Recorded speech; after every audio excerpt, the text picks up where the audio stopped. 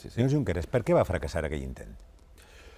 Bueno, perquè és una feina difícil. Jo estic convençut... És a dir, jo sóc més independentista que ningú, o com a molt algú em pot empatar, com a molt. Això sona una mica, jo sóc més independentista que ningú. És que ho soc, és que ho he sigut tota la vida. Però allò va fracassar, per què?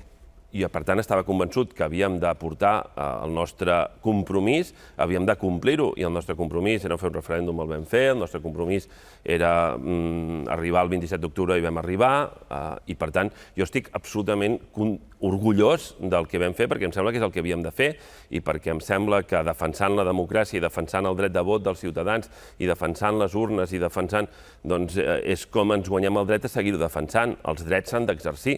Si no, els drets teòrics que no s'exerceixen mai acabem oblidant que són drets i, per tant, està bé que els exercim. Nosaltres què hem de fer davant d'això? Posar-hi més vots? Si els altres no compleixen les regles de la democràcia... Pot servir, i molta gent ho pot entendre, com una excusa. Quants vots? Mentre no tinguem...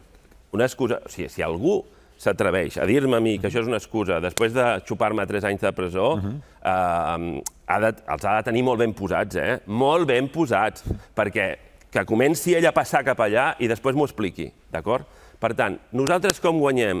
Nosaltres guanyem amb democràcia, nosaltres guanyem amb vots, i per tant nosaltres què hem de fer? Doncs posar prous vots com perquè dins de la nostra societat i en l'opinió pública internacional i en el món se'ns reconegui això. Quan més han d'eixamplar la base per aconseguir això que volen? Quan més? Estaria bé quantificar-ho, perquè la gent sabrà quant de temps s'ha d'esperar. Doncs la millor manera de no haver d'esperar gaire és que treballem tots. Això és la millor manera. Segon, és evident que això també dependrà de quanta gent s'hi oposa. No és el mateix que siguem tants que estem a favor que tants que s'hi oposen, que no hi hagi ningú que s'hi oposi. Depèn. Per què no se'n va anar amb tot el govern a Perpinyà? Perquè tenia molta feina a fer aquí, perquè aquí també s'havia de fer molta feina, o no? O no s'havia de fer molta feina? No, la veritat és que el govern l'endemà ja no va continuar exercint les seves funcions. Una vegada van quedar destituïts. Un moment, calma. I estem tots molt calmats. Calma. Jo el dilluns, jo vaig anar al meu departament, jo vaig anar a Economia. El dilluns. Què vol dir que l'endemà no? Jo el dilluns, no l'endemà, l'altre i l'altre, jo estava treballant, Relacions entre els dos socis de govern, d'Esquerra Republicana i Junts per Catalunya, són bones?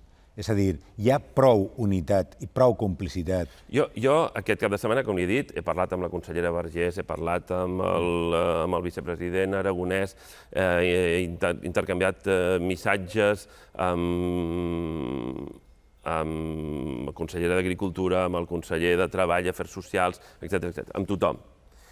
He parlat amb el president Torra, sí? He parlat amb el vicepresident Aragonès, ell m'ha parlat de les seves relacions amb el president Torra, de la feina que fan, de les converses que tenen.